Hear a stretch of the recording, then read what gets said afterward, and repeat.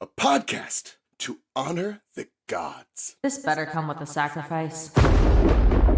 Dave X Media.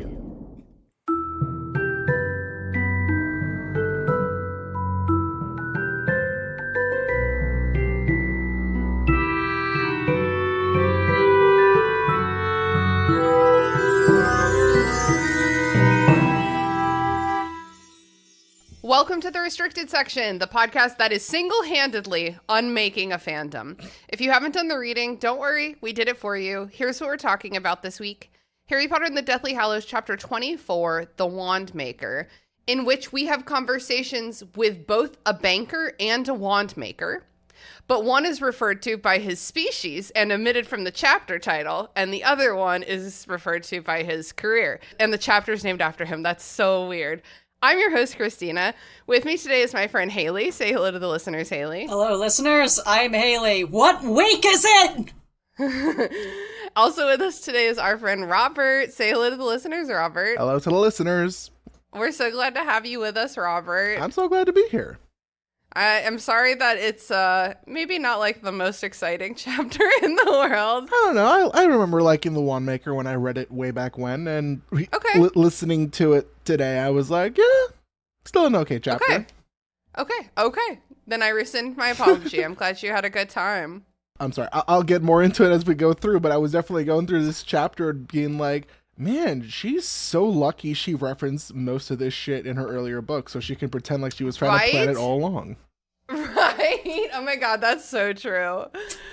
Okay, before we get to the chapter, though, I have an email from a listener named Caleb O'Brien, parentheses, permitted to read my name. Thank you, Caleb. That's how I want all of our listener emails to come in. After you sign your name, in parentheses say, permitted to read my name, or not permitted to read my name. Okay. Consent is important. Caleb did not provide pronouns. Gonna hit the classic they, them. Caleb writes, "Hi, Christina. Love the show and am enjoying finally coming to the end of it all, particularly as I'm finally listening week to week rather than months behind like most of my shows. I had something I wanted to try and bring up for the show, triggered by your discussion of Dobby," which is fitting because we're about to put him in the ground and never think of him again. Christina interjection there. "You're right, he's not much of a character, and most people just remember his heroic end. From the book perspective, he appears in almost every book since the second, albeit in tiny roles. Movie-wise, he only appears in the second movie and then this one, so the audience has almost no attachment to him beyond book nostalgia. You know who has been in every movie that the audience has an attachment to? You know who would gladly lay down their life for Harry Potter? Whose death would have exploded cinemas in the same way that Dobby's death exploded book readers' hearts? Motherfucking Rubius Hagrid. That's right. Kill Hagrid. Book adaptations are so slavish to their source material that they forget they're meant to adapt the book, not just straight translate it to screen. So instead of asking the audience to care about a goblin freak with two big eyes, put Hagrid in the mix. Can you imagine the confusion and terror everyone would be feeling as the climax of the movie is playing out, but then Hagrid shows up? Hagrid, who's been there since the start, but has absolutely zero narrative significance from this point forward. That would have ruled. Of course they wouldn't do it. The fans would have been outraged, but it would have been a cool choice. And you'd have to change up certain things so Hagrid could save them, and that would have felt exciting. Also, I'll recommend a book based on your discussion of the mythical inspiration for house elves. Haley, I think you mentioned The Brownies. Yes. The Bear and the Nightingale by Catherine Arden, a Russian fantasy with creatures that live in houses but suffer when people stop believing in them. Great read. Looking forward to the rest of the show. Regards, Caleb." Okay, first of all, I'm definitely going to read that book. Robert, what do you make of Caleb's recommendation that the movies should have killed Hagrid? I mean, it would be a little maybe funnier if instead of Dobby popping in and unscrewing the chandelier, it's Hagrid with, he like rebuilds Sirius' bike and he just crashes through the wall. Okay, yeah, that would have been cool. Yeah, I'm imagining it now. Like Meatloaf and Rocky Horror.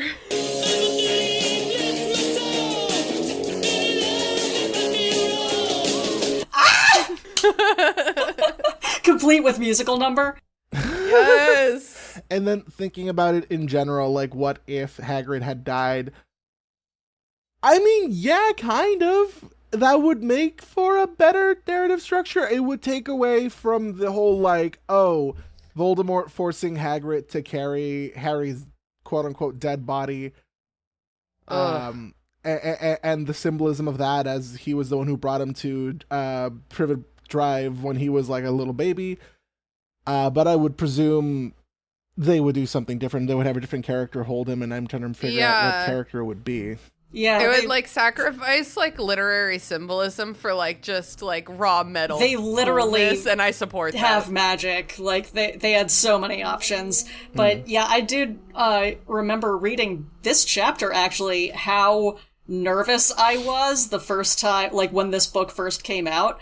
I really thought Hagrid was gonna die because he's like giving I'm gonna die because he has like father figure status for Harry, figure / like going kindly buffoon. Yeah, like going back to the first book, like that was like an intended theme that I don't think quite conveyed as well as that bitch would have liked. But I do remember reading in the notes that like you could unlock on her pre-Pottermore website.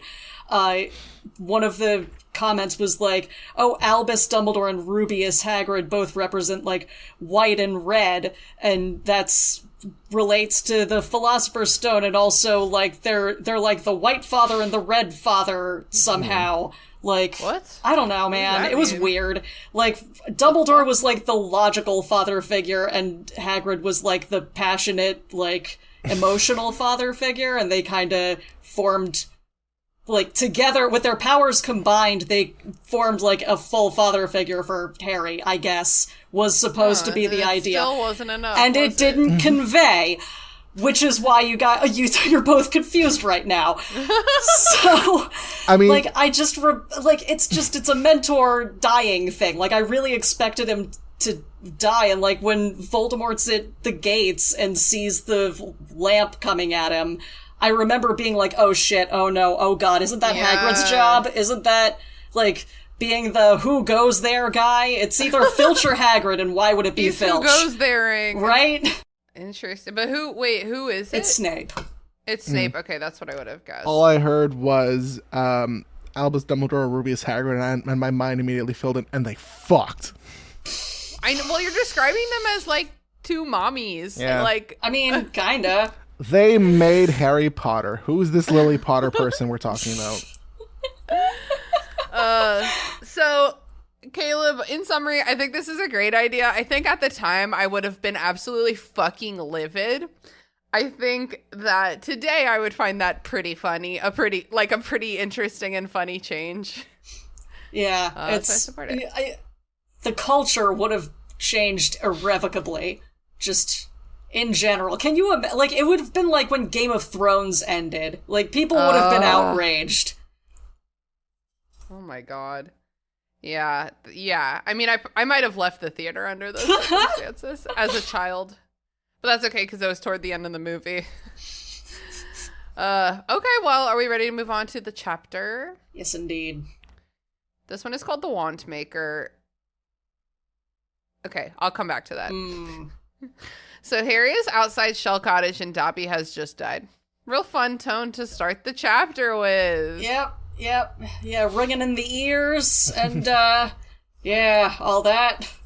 Yeah, I don't even really care. We paused for the movie episode since we read Dobby dying. Like, I'm over it. They do the whole burial at the end of that movie, so, like, I'm good. I'm over it. I couldn't help but think of, like, sort of an AU when he's, like, calling for Dobby, but he's like, oh, Dobby's somewhere where calling him would not work. I'm like, what if monkey paw rules happen? What if, like, hey, you call Dobby, he comes back to life, boom, zombie apocalypse. Oh my god. Zombie house elves! That would be terrifying, legitimately. That would be terrifying. Yeah, I don't like that. So Harry's like, I want to bury him without magic, which is a dumbass Gryffindor trope thing that I hate. What do you guys think? I want to bury him without magic. Could he have done it? I mean, I think it's stupid, but I think it's stupider that he's doing it with, like, a tiny spade. Yeah, I mean, that's all he knows. He grew up in Aunt Petunia's garden. Well, and honestly, like, it does take some strength to, like, well, no, they're in the fucking sand. I take it back. It takes no strength. I take it back. Okay, but, like, also it's England. Like, England doesn't have, like, sandy beaches the way that we think of. Like, they've got some strips of sand, but, like, you get past that first dune and it's just back to rocks. They also don't have Virginia clay, though, which is what I was thinking of when I was like, digging is hard. And it is in my backyard. It's very hard. Right. Yeah. Maybe Harry's just not strong enough. It's just an idea. Well, he needs something to keep his mind occupied. What else is he doing? This is like an insane grief snapping choice. Yeah. Like, he's like, does not compute, must dig with my hands. Look, man, sometimes you just gotta dig a fucking hole. Sometimes you just gotta dig a hole. You got to go and dig those holes. If I was gonna take up any weird-ass hobby in my old age, it would be tunnel building. Haley, you're gonna have to work so hard on your upper body strength. That's what the tunnel is for. So Harry is like finally in control of his connection to Voldemort. So he's rejecting it right now, but he also kind of has so much control over it that he knows Voldemort is either at or thinking about Hogwarts, but he's like, no. So he both can see what it is and just decline to answer the phone. He's screening his calls. He keeps getting like the text preview showing like what Voldemort's texting about now. He's like, I simply don't care. Stop. Yeah. This is borderline, dare I say, good writing, quote unquote, where you have in the back of Harry's mind literally that Voldemort's at Hogwarts, and you're setting it up through the chapter as to, wait, why is he at Hogwarts? And then the final part of this chapter. Yeah. I mean, that's cool. Why. Yeah, I'm like, I don't want to give credit to J.K. Rowling, but, you know, hey, a broken clock is right twice a day. Yeah, a building of tension. Well done. So Dean and Ron, forgot Dean was here. Keep forgetting Dean's here. He's not in the movies. Dean, hello. It's nice to see you. I'm glad you're well. I was worried about you when you got lost in the woods. Dean and Ron eventually show up to join Harry in digging with trowels. Yeah, they also have spades, which, did they conjure spades, or do Bill and Fleur just have... They have that many... Haley, I have so 3 many spades. gardening implements. Haley, I have 3 spades and a pretty small backyard. For so I believe, why? Well, because one of them is like a regular plastic one. One of them is a narrow metal one. Okay. And then one of them is serrated. Oh. For getting through like weed barrier and stuff. Okay. So like I technically have 3. All right. Also, Haley, you just know how my house is. That is true. We know that if Hermione had the strength to be out there right now, she would walk out with a shovel and they'd all be like, oh, right, a shovel. Oh my God. And Hermione, you know those moments? Okay, there's moments when you're giving yourself grace and you're like, I'm kind of a piece of shit for giving myself this grace, or like I'm being a little easy on myself. But sometimes you give yourself a little bit of grace and you're like, I fucking deserve this. No one can tell me otherwise. Like when I'm ill and all I eat is cheesy carbs for 6 days, I'm like, I'm extremely ill right now. I'm not going to feel bad about this. Yep. Hermione is, I don't think there's one part of her head that's like, I should be out there burying that elf. She's like, I fucking did the work. I started spew. I got tortured. I'm laying down. Yeah. I'm not helping. And you know what? Fair. Not only did I get tortured, I lied out my ass while getting tortured. I'm going to take a She nap. did a good job. Harry mentions it for 10 seconds in this chapter. He's like, by the way, good lying. Anyway, on to the next thing that I'm not telling you. Well, she's been carrying this team for so long. I know. She's so tired. So everyone shows up for Dobby's funeral. They all thank him and then bury him. Luna's like a very nice facilitator. Haley, we were talking about this recently. Remember the expression, felt like he was the only non-mourner at a poorly attended funeral? Yeah. And we were talking about being the person who doesn't really know the deceased. And Luna's that person right now. Oh, yeah. I feel like she's like, I have the emotional breadth. I don't really know this guy, but I'm happy to help facilitate you guys like finding closure on it. Yeah. Honestly, thank God for Luna.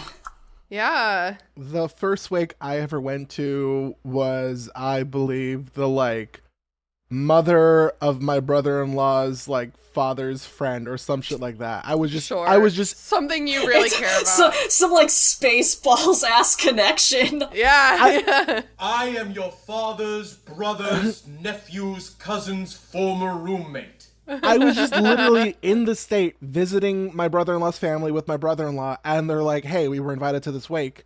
Would you like to come? I'm like, would you like to come? The alternative is just leaving me at the house for like 4 hours, and I'm like, fuck it, why not? Let's go. And I'm walking Fuck around. it, we ball, take us to the lake. Fuck it, we ball. That might have been my very first fuck it, we ball. And I just walk around and I see the body, and I'm like, damn, it sucks that she's dead, but I have no idea who the fuck she is. Yep, I've been in not dissimilar positions. So after the funeral, Harry stays behind and he makes a headstone. Here lies Dobby, a free elf. Pretty good headstone. And that's your second time being right. Broken clock Rowling. The JK stands for junked up clock. This is not good enough. We'll come back to it. We'll workshop it. Harry goes inside, and he's man of actioning. He's our hero now. He's been through enough. He's seen his best friend get tortured. He had one of his, not his slave, but a slave who served him, die in his arms. He's ready to be the man. He goes inside, and he's like, I'm in charge. He starts doing the Dumbledore thing, where he just knows shit. Yes, and he, literally everyone's like, what are you talking about? What's going on? And he's like, I can't tell you. Learned nothing. So Bill is talking about how he's been getting the Weasleys safely out of the burrow. They're now at Muriel's under a Fidelius charm. How is he able to tell them this despite the Fidelius charm? Unclear. Yeah, I don't know. I think maybe he can tell them, but not tell them where. Yeah, I guess, like, yeah, Muriel's isn't really an address, but, like, it would be an address for an owl, you know? If you didn't know where Muriel lives and, like, you had a letter for her for some reason and you gave it to an owl and said, like, give this to Ron's Auntie Muriel, the owl would find her. So, like, what is the truth? Yeah, and, like, Ron knows where she lives. Does that get, like, wiped from his head? I don't know. It's weird. Like, the Ministry of Magic knew that Grimmauld Place existed, but until What's-His-Fuck was teleported in there by accident, they couldn't... It was, like, invisible. Yeah. Interesting. So I guess it's the same sort of logic. Yeah, that makes sense. As all of the fucking wand lore in this chapter. I was gonna say don't get me started on the wand lore, but I guess that's what we're here for. 20 minutes to get me started on the wand lore. Okay, and that leads me to my next question. This very cottage is also under a Fidelius charm, so how could they all get there? Well, who was the secret? Wait, is it under a Fidelius charm? Yes, it is. And it is. Bill's the secret keeper. Yeah, Bill's the secret keeper. Didn't Ron spend time at Bill and Fleur's while he was on the run? Ron is not the one who took them here. It was Dobby. Dobby. But Dobby got sent there ahead of Ron. Aha! Okay. Remember, because they were like, take Ollivander and Luna and then come back for us. Yeah. Right. So I guess Dobby knew the place and then... He either was invited there by Bill. Right. Or it doesn't apply to him because House Elf Magic. Yeah, House also of Magic. that. I mean, it's sort of the same reason why they can operate in Hogwarts whenever they want. Okay, yeah. It could also explain why Harry, like, why they all ended up on the beach. Oh, like down. Yeah, they're, like, technically off the property bounds. But they could see it still, which guess. is an opposition with the Grimmauld Place mechanic. Yeah.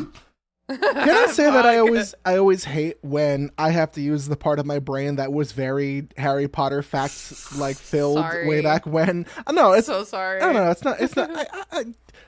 It's always nice to nerd out about things with friends, but then in the back of my mind, I'm like, yeah, Harry Potter written by her. I know. Puts a dark cloud over everything. Robert, how do you think I feel? Looking myself in the mirror every day, being like, I hope people don't find out about that Harry Potter podcast. So Harry washes up. He's like, that sucks that Dobby couldn't tell me who sent him, because I definitely forgot that I could call for him, so it wasn't me. And the blue eye. Okay, we just remind us that there's the mystery of the blue eye. It was a little bit funny where he's very, very adamant, being like, I'm going to interview Ollivander and Griphook. I'm going to do it today. I'm going to do it now. But first, I'm going to take a shower. I'm stinky. I'm covered in blood. That's relatable. Yeah. It's been so long. How long has it been since they've had like a proper running water shower? Well, we've been trying to decide. We think that their crazy tent has an ensuite bathroom. I think that was stated in Goblet of Fire that there's an ensuite bathroom. But does it so the have question a is water hookup? shower? That's the question. Shower. There are like camping showers that are essentially just you fill a bag with water and you attach a shower head to that bag. That's far too sensible for wizards. Perkins tent. Yeah. I'm on the Harry Potter wiki here. This is the society that up until like, 100, 200 years ago was shitting themselves and then magicking it away. It just says complete with a bathroom and a kitchen. But, like, so was the shitty RV that my senior class took our graduation trip in, and, like, we very much were not supposed to shit in that toilet, and there was good reason for that. Yeah, because you are stuck with that shit. Yeah. That's too many people in one place to shit in the onboard toilet, because you do have to get rid of it. But if you have magic, then maybe you do just shit. You could shit in a bucket if you have magic and can vanish shit. Yeah. But drama. None of that is dramatic enough. Speaking of drama, I can't believe this next scene. Okay, Harry starts making demands. He's like you said, Robert, I need to talk to this guy. I need to talk to this guy. It has to be today. I can't wait for them to be better. You need to fuck off. Bill is like, Harry Potter, who the fuck do you think you are, coming into my house covered in blood with a dead elf and screaming at everyone? Like, what? I wish that Bill had laid into him. In fact, I wish that Fleur had laid into him further. Yeah. Because Harry starts his, we're on a mission. I can't tell you. I would start telling people at this point, if I had not before, I would start telling people, especially Bill and Fleur, they're just here by themselves, dude. Get some help with your fucking problems. Or drama. Horrible. It's so annoying. I can't take their plight seriously. It's like, we're not supposed to tell you why and where. Like, where and why does it say you're not supposed to tell anyone? That's so stupid. It's in the wizard rules. It makes me so mad, man. Wizard rules. Just because Dumbledore said it once. Wizard 3 years ago rules. before he died. So fucking Harry Potter. And Bill, unfortunately, is such a fucking aloof older brother that he's just like, Bird. He's loyal. Yeah. He's loyal. But who will Harry speak to first, Horcruxes or Hallows? Okay, so that's a great question, Robert. And I would like to bring everyone's attention back to the fact that the title of this chapter is called The Wandmaker. Harry sits there being like, I need to talk to Griphook about the Horcruxes. I need to talk to Ollivander about the Deathly Hallows. I'm at a tipping point right now, and my decision will change the rest of my story. Harry is thinking that to himself in this chapter. He says, I choose Horcruxes. They go to Dr. Griphook first. J.K. Rowling is so prejudiced against the species that she wrote to subjugate that she still named the chapter The Wandmaker, even though she can write her characters making a better decision. Yeah, but would she? I think I'm mad today, guys. Like, I'm just mad about this book right now. Right now? Just right now? I'm very annoyed right now, yes. Yeah. In other chapters I've been, last chapter I wasn't annoyed at all. That was a great chapter. Malfoy Manor, that slapped. I was there. It did slap. Oh, yeah. Yeah, so it is okay. very Got it out of my fucking system. dismissive, and it, like, stays dismissive. Yes. I think too much weight is being put on the decision that Harry makes here, and not on, like, the fact that he doesn't need to be making it, and just needs to be, like, firmly telling himself that, like, hey, I know that, like, things are moving right now. Like, things are in motion right now that are ultimately bad. and I would love to do something about them because I can literally teleport. However, I shouldn't, and I'm not going to, and I shouldn't, and I'm not going to. And, like, it's the fact that he's showing restraint here that's the big deal, but that's not what's being highlighted. I agree. And even later, when Ron is, like, finally is privy to what Harry's doing, or the decision he's made, Ron is like, why didn't we drop everything and go? Because Gryffindor what energy. What is he suggesting? Like, Gryffindor what is he energy. actually suggesting? He's suggesting the 17-year-old boy Gryffindor solution, which is drop everything, run off, teleport, do what we can, which won't be much. It's not good. Yeah. Not good at all. Yeah, this is character development. We're getting character development from Harry, finally, in the back half of book 7. And you're right that it is not reading. I agree that it's character development, but you're right that the author is not aware of that. No. Yes. Harry, Ron, and Hermione go up into Bill and Fleur's room, and Bill brings Griphook there. I had a moment of, like, love for Bill and Fleur because I don't like people in my bed, especially, like, older gentlemen strangers. Like, I don't want that in my bed. So, like, good on them for being, like, loving with their bedclothes. Imagine letting a business major into your bed. Oh my god. Griphook is still clutching the sword of Gryffindor, which is a very telling choice. So does that mean Bill, along with carrying Griphook, was also helping him, like, drag along the sword of Gryffindor? Swords aren't as heavy as you think. They're pretty heavy, but they're, like, not quite as heavy as you would think.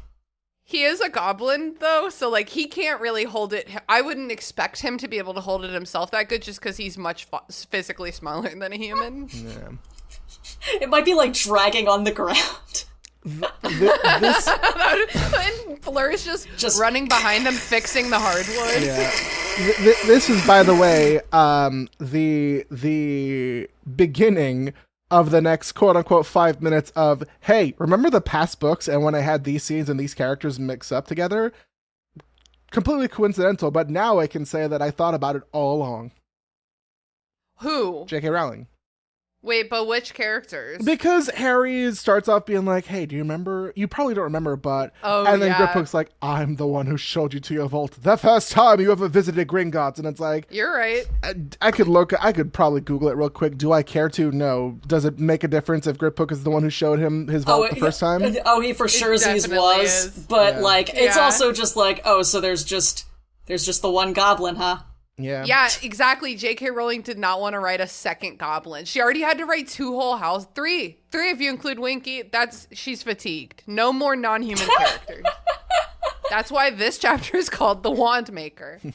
She had enough cut out for her trying to retcon develop any kind of wand lore after not exploring it for 6.5 books. For real. And then it's kind of funny because Harry's standing there being like, I want this to be over quickly, but I can't fuck this up. And the only reason the silence breaks is because Griphook is like, hey, I saw you show basic respect to a non-wizard. Oh my god. You're not like other boys. You're definitely one of the good white people. I rolled my eyes so hard. So hard. So then Harry just says, he blurts out, I need help breaking into Gringotts. And Ron and Hermione are like, what are you talking about? And I want to remind everyone, I believe, unless this happens after, it might happen after. They had a moment in the hallway, though, I think, where Harry could have been like, hey, this is what I'm thinking in 10 seconds. But he, like, is channeling the Dumbledore method of being like, I hold all the cards. Or I just fucking read an Agatha Christie novel, a Hercule Poirot perspective of like, you don't need all the information. I have it. I've got it. You just come along for the ride. It's going to be great. I need to do my dramatic reveal. Like, literally. So he's like, I need to break into the Lestrange's vault at Gringotts. Griphook is like, it can't be broken into. Harry's like, I was there when it was broken into, so don't lie to me. There's this weird mentality that of J.K. Rowling having Griphook be like so Such a fucking company man. Like, such a fucking company man, being like, it's impossible to break into Gringotts. And also, you know, being borderline, like, you know, I may not work there anymore, but goblins still respect gold. Which, I mean, racism maybe, question mark, but also... Exclamation point. Oh, yeah. Anti-Semitism anyway. Yeah. I remember when I was a kid, before I was reading these critically, feeling like uncomfortable by this scene. And reading it now, I do think it's because of the like deeply anti-Semitic portrayal of this character. He's so greedy. He's like very proud. He talks about his people's long history of being oppressed. He guilts. And these are Jewish stereotypes. Some of them are for a reason. I grew up with a Jewish grandma. She had a non-zero amount of guilt in her conversations with her family. But it is, like, unsubtle. Yeah, it's unsubtle. I think, like, the part of this that always... Like, this whole just arc that always made me uncomfortable is that... Correct me if I'm wrong, in the next chapter, they're, like, fully planning to just steal the sword. Yep. Like, never give it back to the goblins. And it's like, dude... The one gesture of goodwill that would be literally so easy, you're not gonna... I know, really? They're so afraid to get rid of it, though, because it's the only thing they have for like, work grudges. Also, I get that, but how hard is it to be like, hey, we, like, really literally need this for a thing, and I swear to you, the minute we're done, we'll give it back. They, like do that, but neither party... They just don't trust each other, you know what I mean? Like, I don't think there's a good solution. And then to stack on top of this, literally like 2 sentences later, Griphook calls them like wand holders or wand... What was it? It was wand... Bearers, wielders. Yeah, I don't wand remember. carriers, which I guess J.K. Rowling, for whatever reason, wants to make it sound like, oh no, that's like the slur, that's the bad word, wand carriers. And Ron gets so defensive because he's like, hey, listen, yeah, we don't share wands with you, but you don't share your secrets about gold and smithing and stuff with us. So who's really the villain here? Oh my god. I was watching Rings of Power before we recorded this. No spoilers at all, but I'm just thinking about the dwarves and their secrets and the elves and their secrets. Secrets. So here's Griphook. Griphook is like counting on his fingers his people's long history of being oppressed. He's like, we're not allowed to carry wands. Ron is like, you don't share your magic. Griphook's like, I'm not even in the name of this chapter.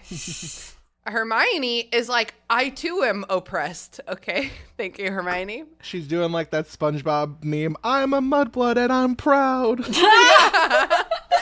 And she's like, Harry set Dobby free. House elves are basically goblins. I don't see species. God, like, there's also just going back to the wand carriers thing, like the taking offense at it feels very much like when cis people are offended by the word cis, and it's this just describes the thing that you are. That you are. Yeah, it just If you look at the etymology, which I did recently of cisgender, it literally means just picking a side. Yeah. There was some fuckwit on Twitter was like, it's TikTok. It was like, oh, okay, so we're like respecting each other or whatever. Hey, you can't call me a cis man. Those aren't my pronouns. And then someone replied, it's like, that's not a pronoun. Grammatically, that's not a pronoun. I'm sure you've seen those dumbass people being like, I would never date a girl with no pronouns. It's like, okay, maybe just like one grammar class. Oh my god. So basically Griphook says, I'll think about it. Guess that's gonna be good enough for now. Yeah. Gotta know when to hold him, know when to fold him. Yeah. Harry takes the sword. Without asking. It's a power move. There's no reason. It is a power move. And they leave. Out in the hallway, he explains to Ron and Hermione that he's like, no time to do this before. I could only do it after. After my dramatic reveal. We only had the room to ourselves for a full minute. But Bellatrix's terrified reaction to thinking someone had been in her vault is what makes him think that there's a Horcrux in there. And he's right. Good instinct. Explaining more than we need to right here, Harry says Tom Riddle would have envied anyone with a key to a Gringotts vault. I find that to be a stretch. I don't know. I think this feels like something that was added at like a continuity editor's behest of like, remember how the whole thing of like the last book was, but he would have chosen items of significance and hidden them in places of significance. And then we have to contend with the fact that the diary was in, the Malfoy's basement and the whatever else is in Bellatrix. They don't know yet, in Bellatrix's vault. So now he needs to think of a justification. And like, I will say, they don't actually go into the diary, but I think that the diary would have been like Horcrux number 2. Like, like maybe he started with the ring and then, or like stole the ring first. I don't know. But I feel like Horcrux, like the diary was kind of like a throwaway Horcrux, and that's why he threw it away with Lucius Malfoy. Yeah, that makes sense. He's like, I probably won't need this even. It's just so funny how the media prior to and the media afterwards of Half-Blood Prince being like, Voldemort only would trust himself and his special locations to hide his special items. No. Except for these two. Chamber of Secrets in this book kind of disprove that. Because how many of these fucking places? I think the only ones that are actually truly hidden were like the one on that island and the one in the Room of Requirement. Everything else was just sort of out in the open. Everything else was just redundancies. He really did not think anyone was going to figure this shit out. It's true. It's true. Who's gonna look at this innocent-looking diary and think to themselves, part of Lord Voldemort's soul's in here. It's foolproof. Hiding in plain sight. Haley, next time we hang out, I'm just gonna quietly give each member of Movie Night crew a gift and be like, keep it secret. Keep it safe. And those will be my Horcruxes. Time to go visit Ollivander in the other bedroom. Cool. White dude wizard with a chapter named after him. Finally, we're getting to the action. More talking! I mean, I guess. I'm always like, why can't they talk and figure anything out? And then the second they do, I'm like, oh, this is taking forever. The pacing is terrible. How about a little bit of explaining, a little bit of action? Well, that's why... A little bit of explaining, a little bit of action. That's why Harry keeps tuning into the Voldemort channel for such thrilling moments as Voldemort walking down the street in Hogsmeade, Voldemort knocking on the gate, there? Voldemort watching a lamp come closer. I mean, I'm not gonna lie. There's something a little bit funny about the first thing Harry does when he walks up to Ollivander being like, hey, question, is it possible to fix this wand? And before Ollivander can answer or like be like, sure, show me the wand, he just shows up with 2 pieces of a broken wand, and Ollivander's like, oh, that's a nice wand. No, it's fucked beyond repair, my guy. Like, what did you expect? Ollivander, I kind of love him. He's terrible, but I love him. He's like a classy pawn shop owner. It's like, hey, we need this cursed amulet, but like, while I'm here, can you fix my old iPhone? Yeah. I kind of like get the impression that he like likes wands more than humans, you know what I mean? He definitely likes wands more than humans. Yeah. So Harry asks him to identify the wands he brought from the Malfoys. The first is Bellatrix's, and the second is Draco's. It was Draco's. Harry has won its allegiance. And this is Ollivander just like listening to the wand whispering in his ear. Like, we don't get anything. We don't know. Truly, I think he only remembers people by the ones they take. Yeah, probably. That's very funny. Which, I mean, I think there are ways to quote unquote like respect this kind of character who are so deep in their own craft. Oh yeah, that I respect him. Yeah, but I mean, he's also like, wizard races and whatever. That's a whole other story. He's one of those motherfuckers who's like, oh, Voldemort did many terrible things, yes, but they were all great, and it's like, buddy, shut the fuck up. You gotta know that's an inside thought. Yeah, not everyone thinks great and means big. Most people hear great and they think good. But yeah, it's great that we get part of the setup for the climax of the series in the latter half of the last book. Doesn't feel slapdash at all. Yep. I also love how I guess that, hey, by the rules of wizardship, by the rules of wands, if you like punch a dude out and steal his wand, the wand's yours now. That's it. I think that's so funny and stupid. Because Harry really did just grab them from Draco, and the wands are like, I'm going with the strong guy. Like, it's so stupid. Okay, so now Harry asks Ollivander about the Elder Wand, as well as the connection between his own and Voldemort's wands. Ollie has no clue why Harry's wand beat Voldemort's borrowed wand. Sounds like it's dumb. But what do I know? I'm just like a 110-year-old Wandmaker. I mean, yeah, it does kind of sound like shooting yourself in the foot when you have your character who's well-versed in this particular form of magic be like, I have no idea why on earth that would happen. I have no idea. Yeah, I'm like trying to tally up all of the times in this conversation that Ollivander says something along the lines of like, well, wands work on their own rules. It's all very complex and subtle and no one understands it. He sounds like a fucking quantum physicist. Yes. And it all just feels like a justification for how much of this makes no sense. It's also just extra funny to me that he specifically says at some point during this conversation, oh yeah, wizards can channel their magic through just about anything. Wands work the best. I'm just imagining some like wizard in ye old 1300s using a fucking like tea kettle to channel their magic. That's so cute. I love that. A knitting needle. Yeah. I also find it really, I don't know if funny is the right word, but when Ollivander's like, oh yeah, no, the Elder Wand, that shit's real. Hermione's like, excuse the fuck me? Yeah, Prove it! We can trace its history, you know. People die because of this wand. It sometimes disappears, but it always comes back. And Hermione's just like, oh, cool. So I guess the actual physical embodiment of the Grim Reaper did give this one dude, I guess, like the best wand ever. And for some fucking reason, it's called the Death Stick. The Death Stick. That's so stupid. That sounds like a crazy vibrator. It sounds like a drug from Star Wars. Hermione is like, I never read this in a history of magic, so I don't buy it. Fake but news. Ollivander told Voldemort everything he knew about the Elder Wand, and he's like, you must understand I'm so old, and he tortured me. And Harry's like, I don't even care. I'm literally not mad at all. I just want answers.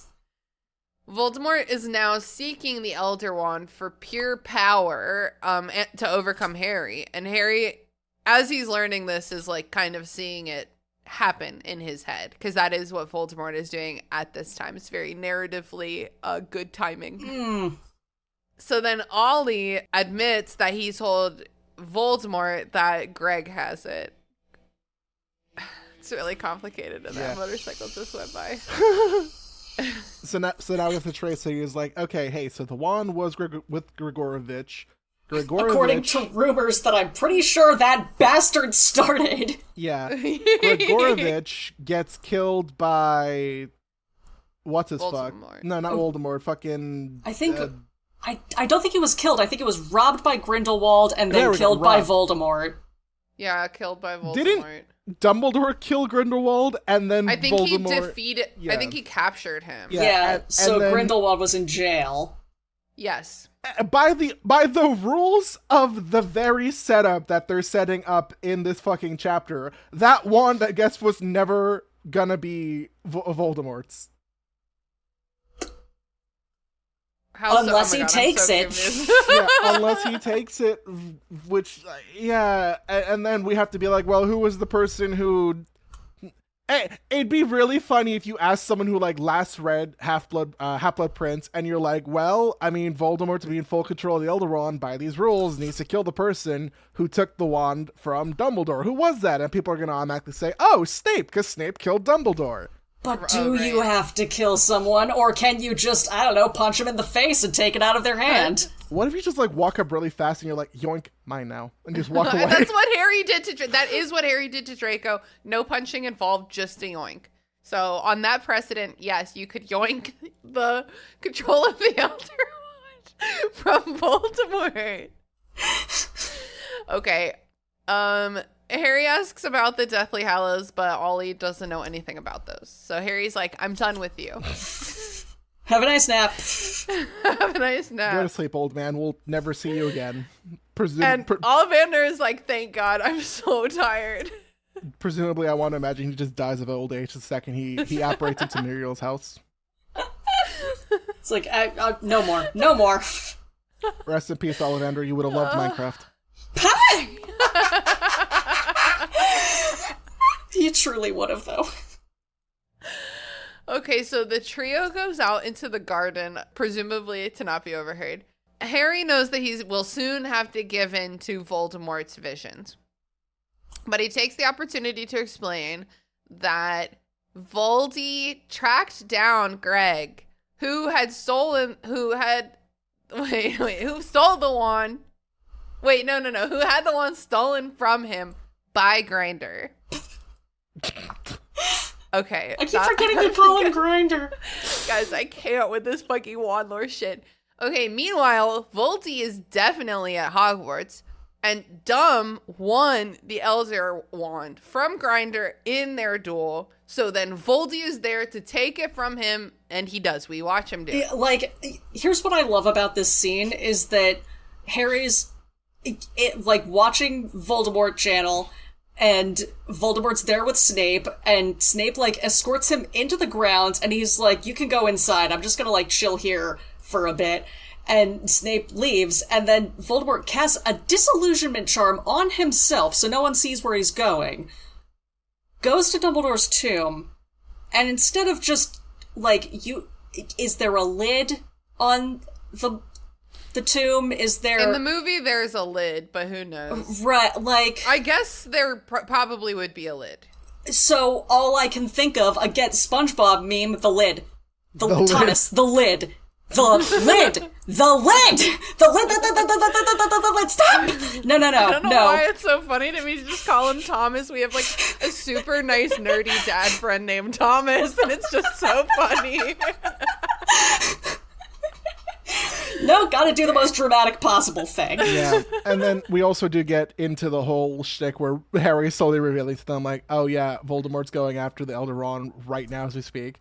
And Ron's like, dude, why we waste all this fucking time talking to Griphook and all that shit? We could have gone and gotten the wand. It's the unbeatable... We could have done the grave robbing before he even had a chance to do the grave robbing. What the fuck is wrong with you? And Harry's reasoning, instead of being like, no, that would be fucking stupid for a billion other reasons, he's like, no, I'm not supposed to. I'm just supposed to get the Horcruxes.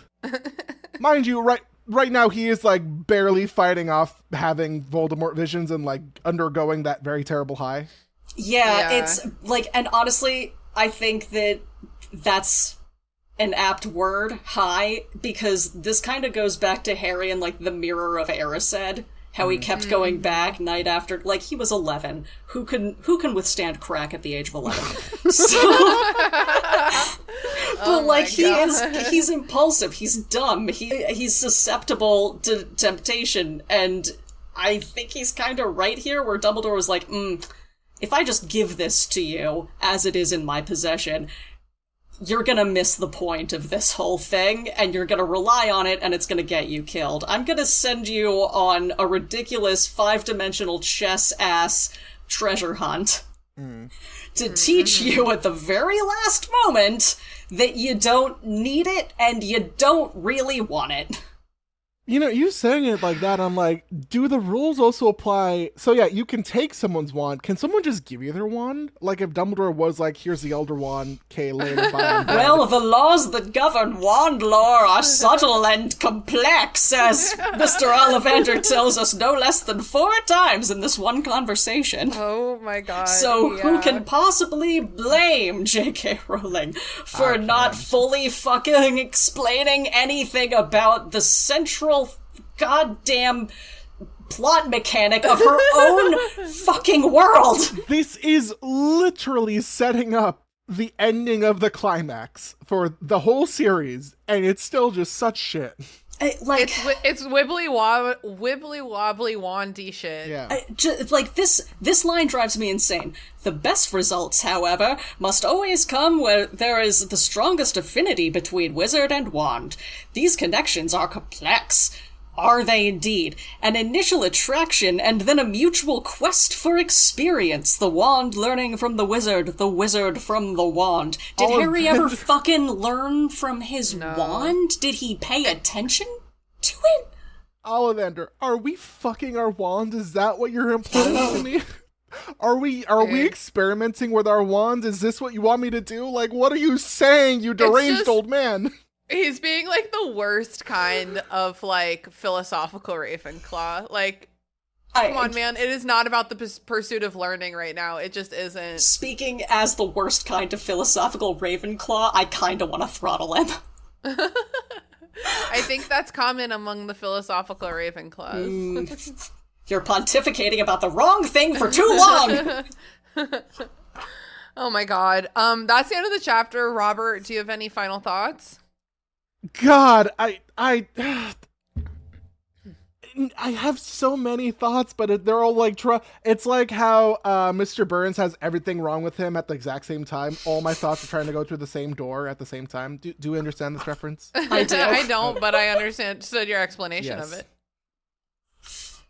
It's okay, that's fair. Canonically in The Simpsons, Mr. Burns has every disease and illness known to man, and some that were discovered in him, but the reason he's not dead is because they're all trying to, quote-unquote, go through the door at the same time. They are battling each other. And the doctor in that episode called it Three Stooges symptom. Three Stooges symptoms, whatever the fuck it was, anyway. But yeah, no. Harry, for the first time of his life, actually progressed his character on his own accord. We love to see it. We love to see it. Haley, any final thoughts about the chapter? There was one line that kind of stuck out to me, where, like, when Harry's digging his hole and working through his feelings, you know, if you give a boy a shovel and make him dig a hole all day in the hot sun, it turns him into a good boy. But where he's, like, realizing, oh, I figured out a clemency. How about that?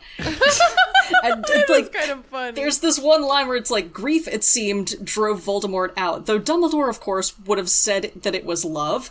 And, like, that's a very sappy line, but it did remind me of something I read years ago where, I don't know, it just really resonated, where someone was like, grief is just love that has nowhere to go because the object of love is, like, no longer present.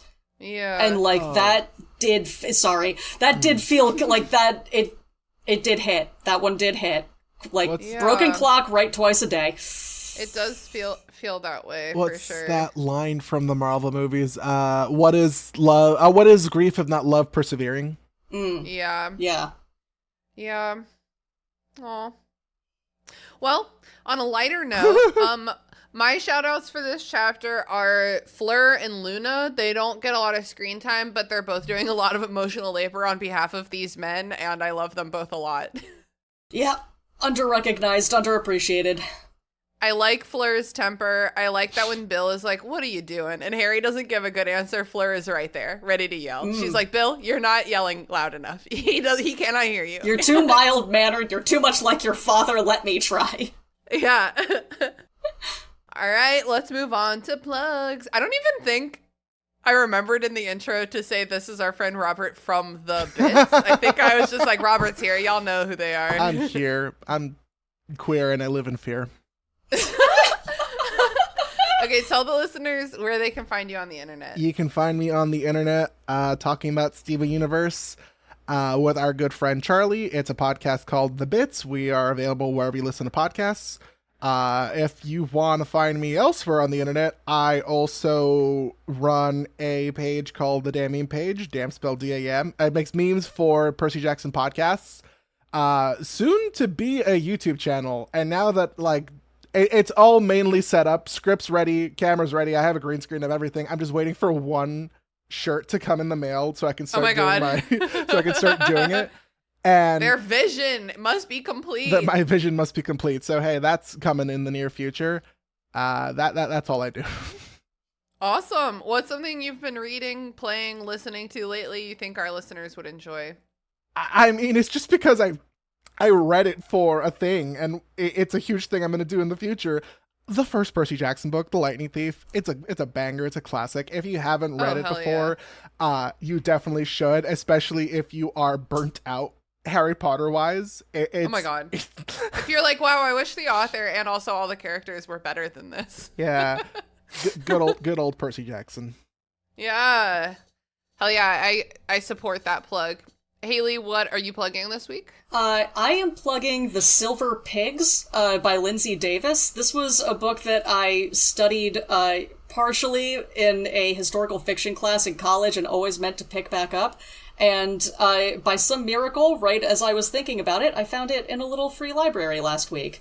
I love that. But basically, take like every noir, hard-boiled detective story you've ever seen or seen mocked, and imagine if it took place in ancient Rome, and also the detective is like not so much hard-boiled as like poached egg-wise. Really wishes he was hard-boiled. Unfortunately, he is a big softie, and it's not a good time to be a big softie right after the Year of Four Emperors, let me tell ya. But yeah, it's delightful. I'm very intrigued by that conceptually. I've been your host, Christina. You know where to find me, and here's what I have read since the last time we talked. Oh my god, I've actually read a lot. Okay, I read a book called Slewfoot, A Tale of Bewitchery by Brom. It's like the Puritan witch hysteria, but from the perspective of like the witch and the old god who looks like Satan and how they're like actually friends. It's scary and awesome. I read The Murder of Roger Ackroyd by Agatha Christie, which is a very fun Hercule Poirot novel. I love Agatha Christie, and spoilers, Roger Ackroyd dies. I know. I read The Other Valley by Scott Alexander Howard, which Brooke recommended to me. So if you're a pickier reader than I am, Brooke read it and really enjoyed it. It's about time travel, but in like time travel is part of the setting, not part of it's not science fiction. She hates science fiction. It's like the valley up is 20 years ahead, and the valley down from us is 20 years behind. And it's like the implications of that. Very cool. Very interesting. I also read The Appeal by Janice Hallett, which was a very interesting murder mystery circling around a small community theater troupe in the UK. And it's told almost completely in like emails and text messages. And I found it extremely compelling. I like destroyed it. Oh my god, guys, I've read so much. Sorry. I just like to tell you guys, and I've been reading a lot of good books lately. I also read The Shining by Stephen King, which was so good. I've seen the movie. I think the movie is so good, and the book has a lot of the same feelings. A lot of people talk about how like the book is so different from the movie. I think the movie just did more like cinematographically, like visually interesting ghost choices. But like the book was so good. I highly recommend it. And then just before this recording, I finished Tress of the Emerald Sea by Brandon Sanderson. I listened to the audiobook. The narrator was incredibly good, and it was basically like a more contemporary Princess Bride. You know, gotta go find my love. Whoops, I'm a pirate. I liked it a lot. So if I had a nickel for every time that happened. That's what I've been reading lately, and they were all so good, y'all. Like, if I like, please reach out to me at any time if you want help with like personalized book recommendations, because I read a lot of really awesome books, and I would love to share with everyone. Matchmaker. Haley, Robert, thank you so much for being on this episode. It's been a pleasure. As always, it's always a pleasure to be here. Yeah, thank you for having me on 2 weeks in a row. Well, no, because there was the movie episode in between. Oh, okay, there we go. Yeah. I giggled a lot during this recording, which always makes me happy. Okay, let's go kill Voldemort. Let's go kill Voldemort! It's like the opposite energy. It's like, let's go. Let Voldemort get the thing that will make him more likely to kill Let's me. be financially responsible. Oh, It'll dang be good it. for our arc! Oh, dang it. Oh, dang it. Oh, boy. That's it, potheads. Thanks for listening to The Restricted Section. Hosted and produced by me, Christina Kahn. Theme music produced by Ryan Kahn. Logo designed by Michael Hardison. Please don't find us on social media. I am not doing anything there. However, you are welcome to join our Patreon. For $1 a month, you can gain access to our Discord server, which is a lot of fun. And for $5 a month, you get access to our monthly bonus episodes. There's also a $10 and a $20 tier as well. So please go check that out. We are honored to be part of Deus Ex Media Podcast Network, which features lots of wonderful podcasts for nerds, including this one. We are... Not the crystal gems. We are the Bits. The bits, the bits, the bits. A Steven Universe review podcast Celebrating the 10th anniversary. of a show that's very near and dear to our hearts. So get ready to cry with us And try our best not to sing. as we rewatch one of the gayest shows of the 2010s, New episodes coming out to you every Friday. featuring your favorite host, Charlie. And Robert. I'm telling you, Richmond lore. We have this really kitschy, locally owned toy store called World of Mirth that has like all kinds of fun stuff for like grown-up kids and baby kids. And the original owners in like the 20s. Correction, this was not the original owners, and it was in 2006. It was a family that all got murdered in their apartment over the toy store. But it's like the best toy store in the world, and everyone who works there is like so queer-coded and so like flamboyantly dressed and so nice.